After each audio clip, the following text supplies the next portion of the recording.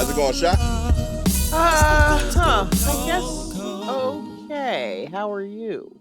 I am good. I am genuinely like I really feel like I am happy with where I am in life right now. And I Okay. had a new way that I realized that. So Mhm. I was very, very career money oriented in my 20s to like early 30s. And when I got into comedy, it was the first time I got into something that like I just wanted to be good at the thing. But even with that, initially, I still had like visions of like, oh, I'm gonna be famous.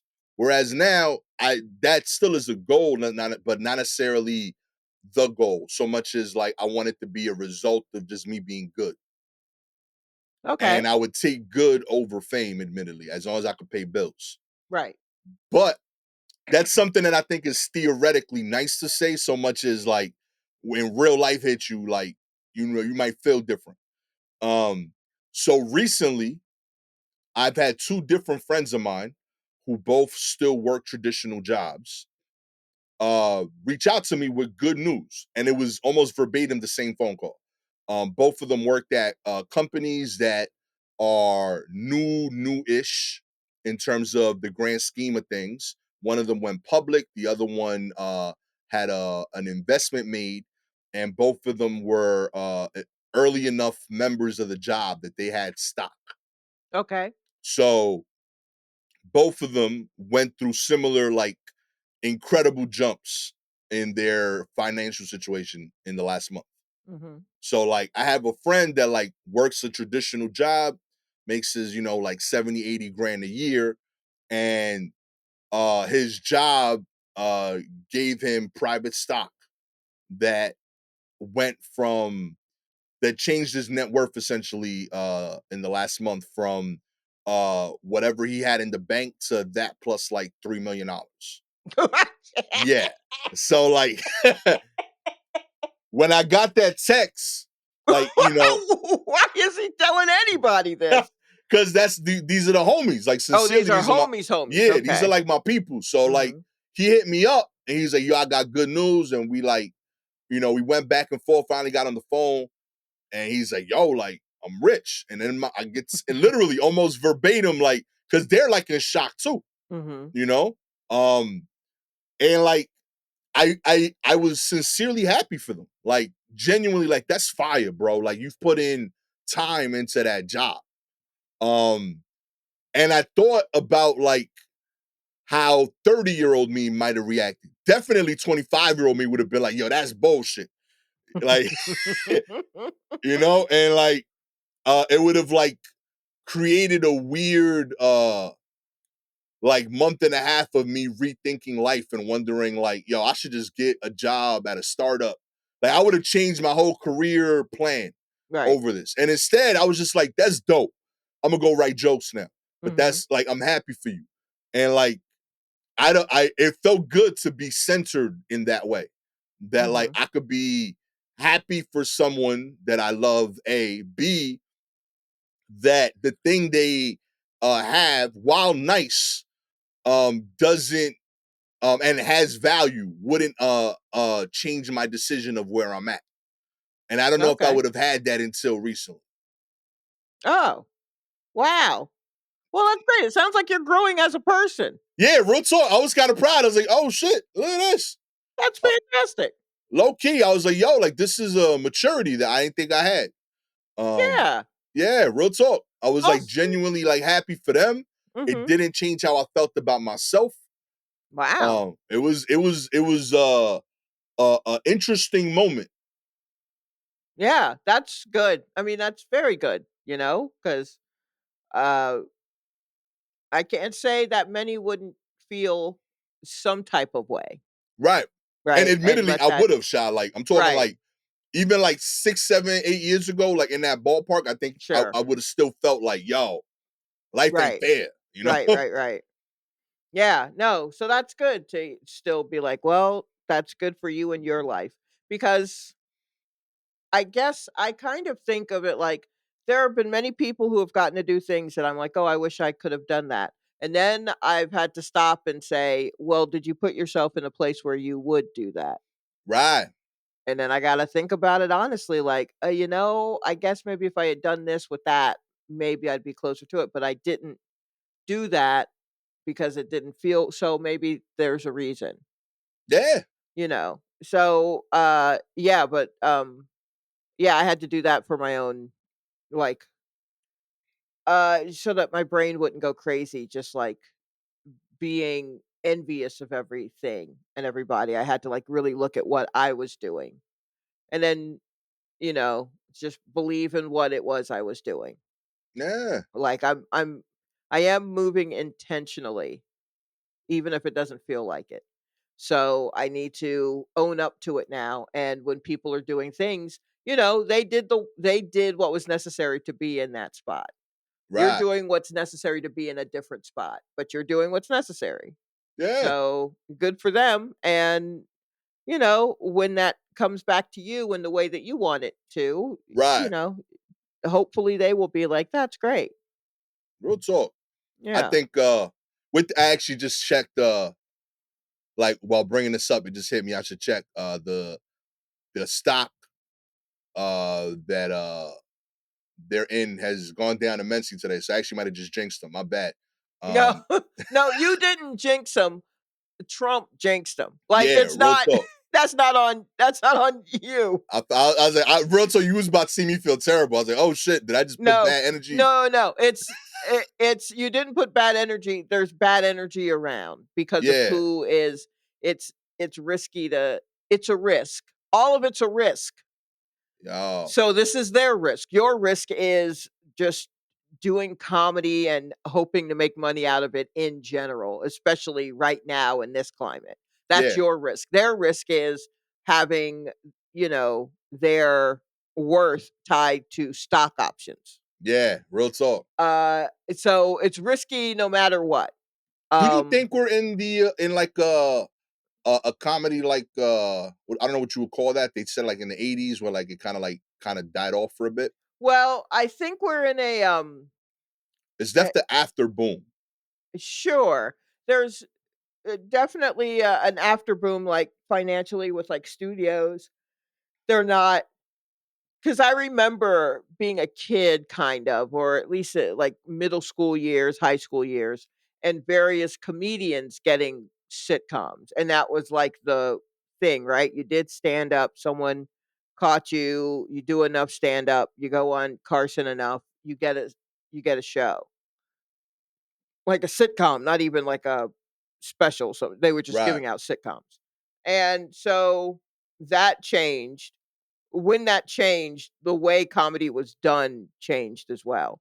So once that seemed to bust where they weren't giving comics like a sitcom anymore, that also seemed to be when people were like, "All right, well, you know what? I've been doing comedy the way I was told I had to do it. I had to be in these clubs. I had to, for years, and hopefully someone would find me, blah, blah, blah. I'm going to try it a different way."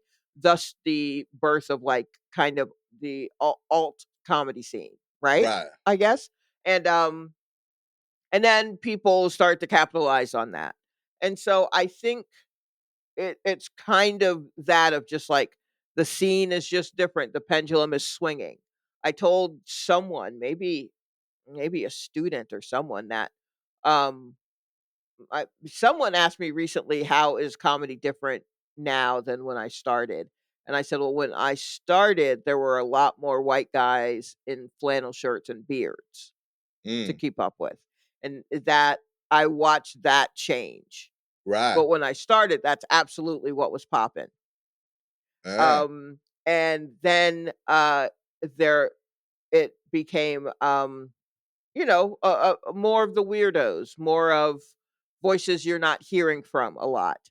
And now it feels like the pendulum is swinging, uh, to people who are willing to say what you're not allowed to say. And that's coming from all types of voices now, not right. just like, say, white guys. Now there are Right. all kinds of people who are willing to say what you're not supposed to say. So that's kind of the difference from the last time people are being real with you, is that now Mm. it's a broader group of men who are who are being real with you. Um, Yeah. so that's all because the pendulum, I guess, people think it swung too far into, oh wow, I gotta keep up with all of these different types of people saying things, and I don't see myself in them, which is really bullshit. You can see yourself because they're trying to explain themselves via Right. joke form. You could see yourself if you wanted to, you just don't want to. So now I guess people want to see themselves in it. So, like I I I can't necessarily speak to the I don't know, studios and stuff making shows. That's if we take that out of the comedy part of it, I Right. see the normal pendulum swinging for comedy.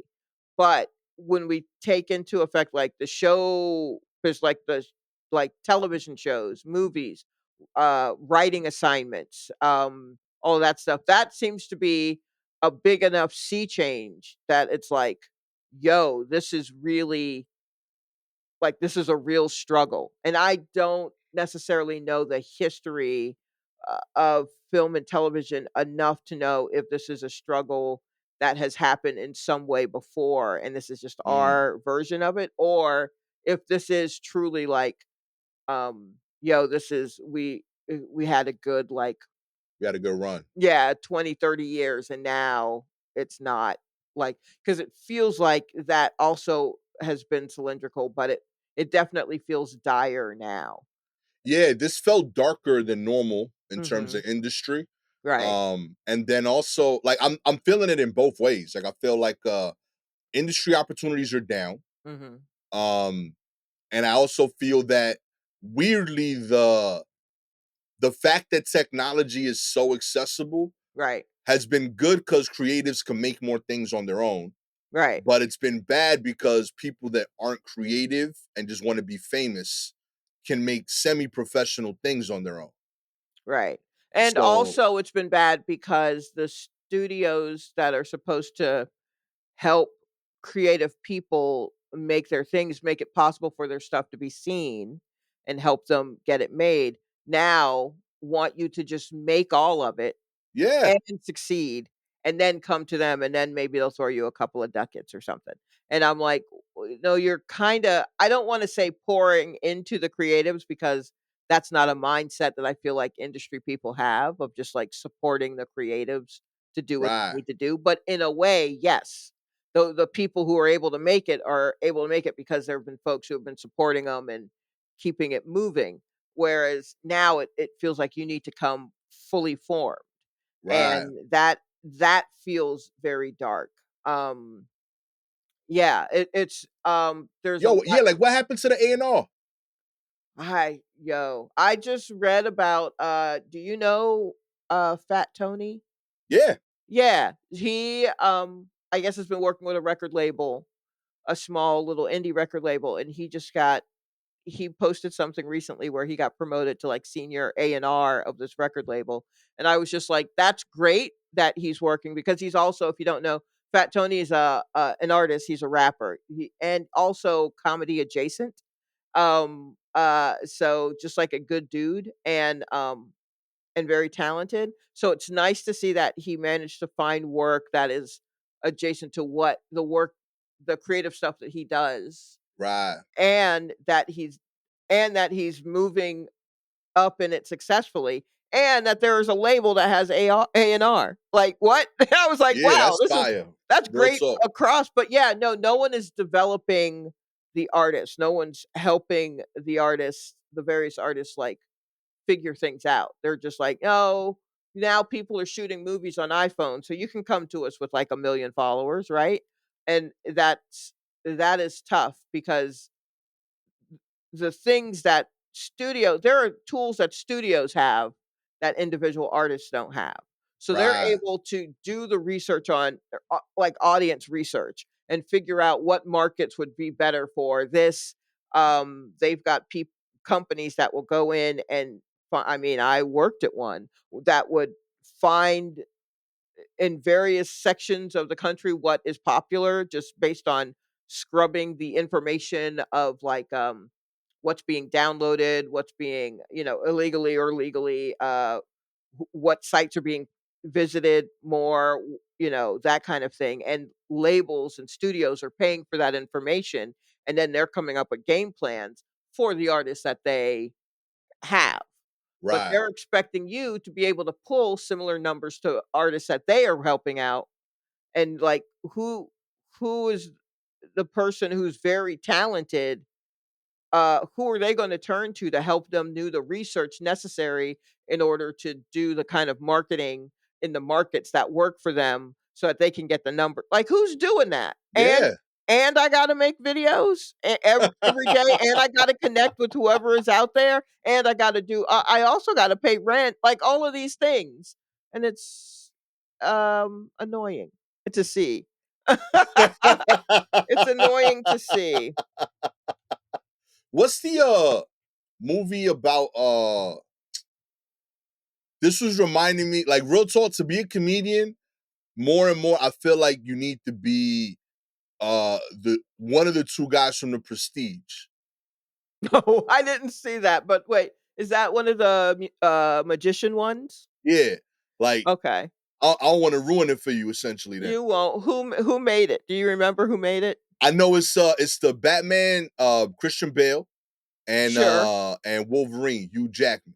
Right. Okay. So But who it's yeah, like they're competing magicians right. in the film. Yeah, I thought Christopher Nolan. Okay. I was like, yes. somebody made that though. Like who okay. All Yeah, right. yeah, yeah. Yeah, he was in that run. That's why like he like Christian Bale and him made this on break from the Batmans. It was like, oh yo, you Okay. got free time during lunch, let's shoot this other thing, you know? All right. I see. Yeah, Sure, sure. Christian Bale, Hugh Jackman, Michael Caine, all your classics. real talk. I love this film. But Mhm. like essentially like the big reveal is like I feel bad I'm ruining it for you, but Christian Bale's character is like this dope magician, has this incredible trick, and no one can figure it out. And it's because his whole life, even his personal life, he doesn't tell anybody that he's actually a twin. So Huh. like there's a trick he does where he's in two places at once, Okay. and the reason he's able to pull it off is because he says it once slyly that like the trick isn't the thing I'm doing on stage. The only reason the stage thing works is because I'm tricking you guys in my real life. So like he even gets married and like they take turns, him and his twin brother living with the wife. So like Oh. he goes to this extreme of like living his whole life as one person, also that he can do this amazing trick that's actually only possible because there's two people. Ah! Insane. So That like is the most Christopher Nolan. Look here. Let me tell you something. And I say this with honestly, I've only watched 2 Christopher Nolan movies, okay, right? I watched Memento, which fucked my brain up for love that film. years, Yeah. right? I bought the DVD because I was like, "I'm gonna crack it." I'm not. I think I've watched it once all the way through and then started a second time, was like, "I don't have it in me." Because I really, after I saw it in the theater, I was up for 3 days. I was just like, I don't understand anything what happened." Memento, right? And then a couple of years ago, I watched Oppenheimer just out of curiosity. Okay. And then I'm watching Oppenheimer, and I'm like, first, I thought it was going to be a lot more serious. I thought the tone was to me, it felt almost goofy. And not, Right. yeah, and I was just like, okay, well, I mean, I guess this is how you get a lot of people to come to your movies. Like, no one's dropping everything for something that would be as dry as I thought it was going to be. Even though All right. Memento was not dry, it was At very all. entertaining. But Yeah. I was just like, yeah, but every time I read like, what his movies are about, they're always like this heavy shit, it feels like, and I'm like, "Oh boy, this guy." Even Batman, you know what I mean? Even his Batman ones were the Dark Knight ones, right? Yeah. Oh, boo, dark. And so I was just like, "Oh, this guy needs to lighten up." But then I watched Oppenheimer, and I'm like, "Oh, this shit's goofy as fuck." And then at the end, the way the end came about, I was like, oh, this is some old Memento shit. How it came about? I was something about it, I was just like, oh, so he just like messing with time. Yeah. And then I started to watch what's the one where the buildings fold in on each other? Inception, I think it is. Inception. I didn't finish that. I probably got like a third of the way through. Okay. But I was just like, okay, all right. Oh, sure. Yeah, this is also some old Christopher Nolan shit. And so now I'm like, oh, all his movies are just going to be a some sort of goofy like I'm just like, oh, I think they're all going to be some silly Memento like and again, Yo. based solely on the fact that I've only watched one of his movies up you until 2 years ago, you are not and wrong. I thought the tone was different, and then when I watched the second one so many years later, I was like, "Oh, he's still doing the same shit in a way, like, this is just that, but refined," and so now anything I watch of his, I know that at some point I'm gonna be like, "Here he go. Let me guess, he got tattoos all over him." Like, I don't give a fuck. I'm like, "Oh, his one trick pony, Christopher Nolan." Oh So man. yeah, you tell me the end. I'm like, oh, and I bet he shows that to you in some fucked up way that's supposed to keep you up. Like I'm Yo, man, cause like I like Christopher Nolan and you ruining all his movies for me right I know, it's terrible. now. Oh man. Oh, I that's just awesome. yeah. Interstellar, don't watch that. The same Okay. shit. Real talk. I'm just thinking like, oh, that's what he Yeah, does. this is what he does. And I think that if you didn't see him, if you just kind of come in, Yeah. at any point, you're just like, "Oh, wow, he really, like, manipulates." Nah, bruh. He does that movie over and over, which is such a dark way Yo. to look at what a way to write somebody off. But I think it comes from, like, how I view bands. Like, I think bands write the same 3 or 4 songs over and over and over, Hell right? yeah. But if you like 3 out of 4 of those songs, You you're good. gonna love that band Redman. until you're, like, done with how that what that song can do for you, Right. that style of song until it's done all it can do for you, and then maybe you leave them alone. That's kinda what I do. But if that style of song, if those 4 songs are still doing it for you, for life, you're gonna be with them Right. for life. And I don't fault that. I'm just like, yeah, I go to them for this thing This. that they do. And so if you go to Ah. Christopher Nolan for this thing that he does, that's great. But it's just funny to catch it early and then think like, "Oh my god, he must have like if he started like that, imagine what he must have evolved to." And then to Mm. see like literally what his most recent work was and be like, "Oh, this motherfucker." Like oh, he's still playing this song? Yeah. Like it's Just great. more It's he spent more on the guitar. That's it. yeah, that's all. He got roadies now. But Yo, that's oh fire. man, I'm so sorry if I've messed up Christopher Nolan movies for anybody. Real talk. But I was a fan. I You know, mean, you still can be. Like I'm looking at the Prestige and I'm like, "Oh, that sounds like some." And you telling me the ending, and I'm like, "Oh, that's so ridiculous." But also, I might watch that because it's I want to good. see how he does it. And there's still an equally big reveal from the other magician that I'll leave alone. Okay, But great. the way that both of them approach life Hmm. is some version of like that like you need more than one of you to pull Okay, off a trick. And I'm realizing that's what we need to do as artists now. Like we yeah, need so many of us to pull it off. Like, and that's just wild to me because like essentially to make one good living, you need 5 people. I know. Like I that's know, bananas. and it's also rough because right now things cost so much that you could back in the day, there was a time when your dollar meant more and you could eke out a living in, like, working like, these small jobs, but have, put enough aside to do your art Right. and, like, just kinda mess around. Like, I honestly, this is the job that I have now is maybe the first job I've ever had where I've gotten MLK Day off, Okay. and that speaks to the kind of work that I've been doing before. Word. I've worked a lot of places, only one other place where and we still worked on MLK Day in Atlanta, which is crazy. But Yo, yeah. yeah, I mean, I just went outside at lunch. I'm like, I'm going to the parade. Fuck y'all. But I'm the only black one here too. Y'all should be arrested. Anywho, um, but like and even that was that job I was talking about with the marketing and finding out, like, it still the job itself was researching musical artists, which I'm like, I do for free. So, you know what I mean? Like, it still was like that kind of thing. But the jobs that I've had have been jobs that you get to pay your bills, but then Right. you could make it your life, but I don't think running the music department at Barnes and Noble is my life. I think it's what I Right. do, but then I do something else on the side. And it was just a matter of figuring out what the side work was that that kind of fulfilled you. And also we weren't constantly thinking of how to make money Yeah. at it because you could live your life and still do these things, and that is gone.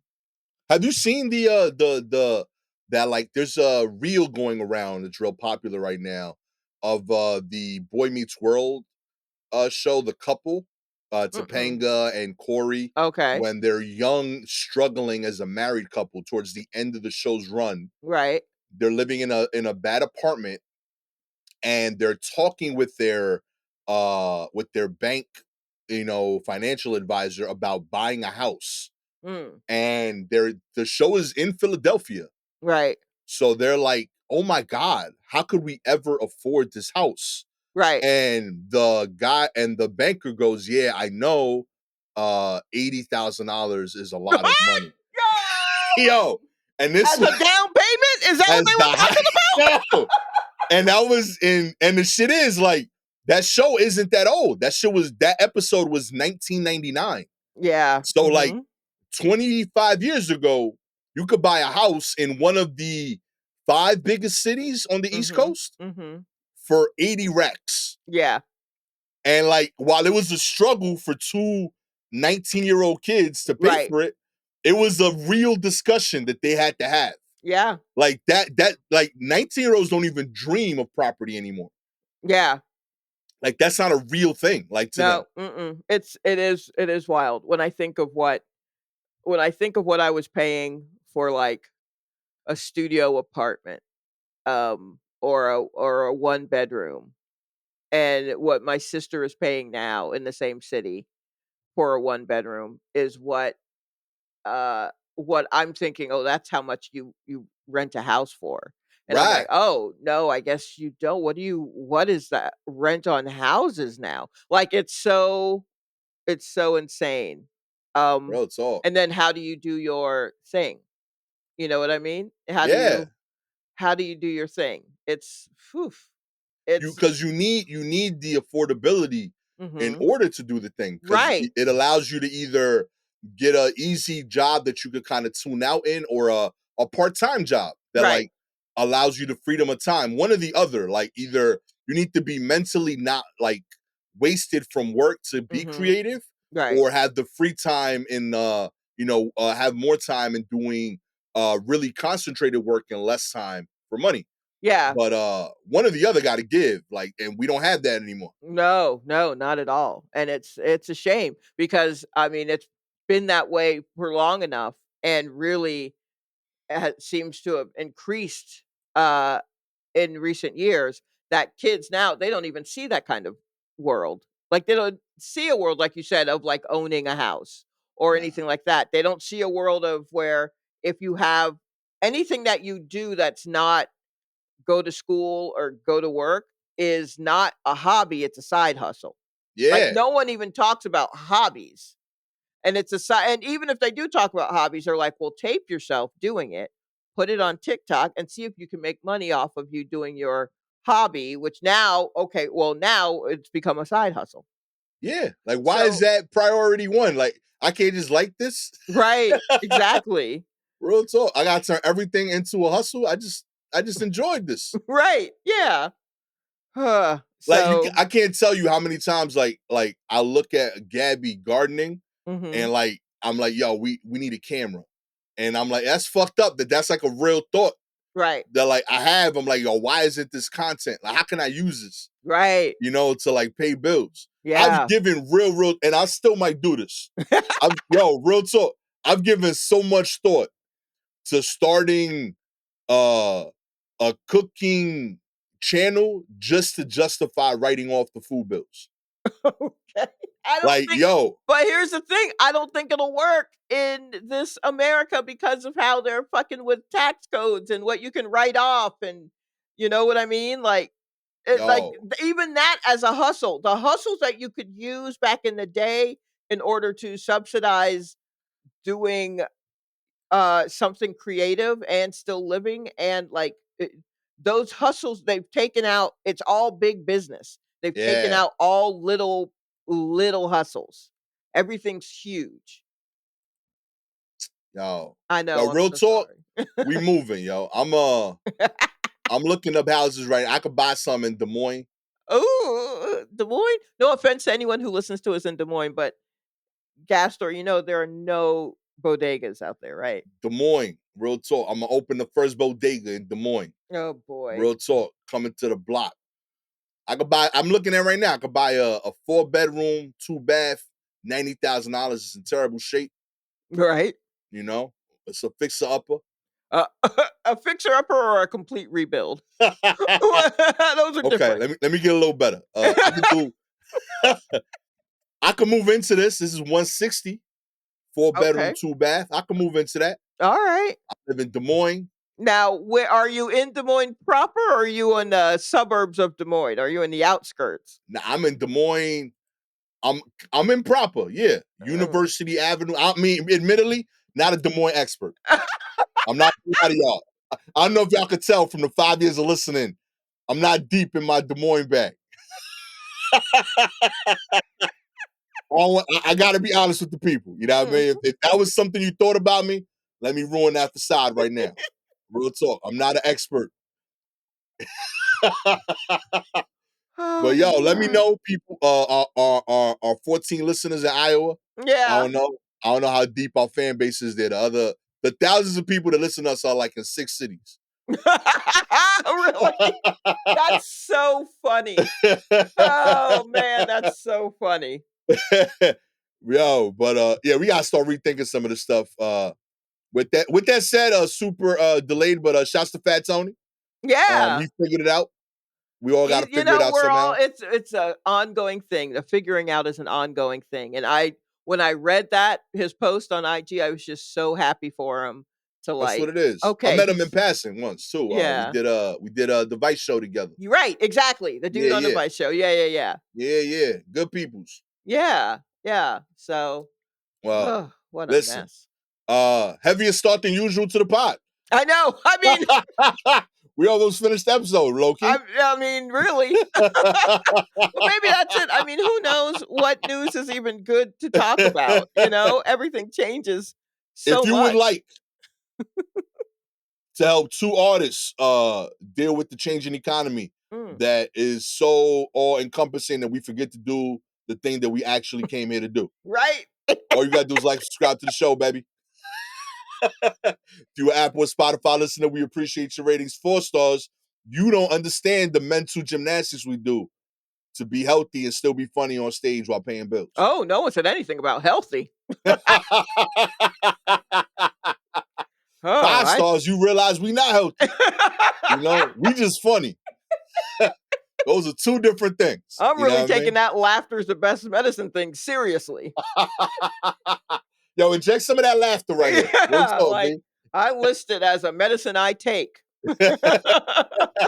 Real talk. Laughter was the second half of my COVID check.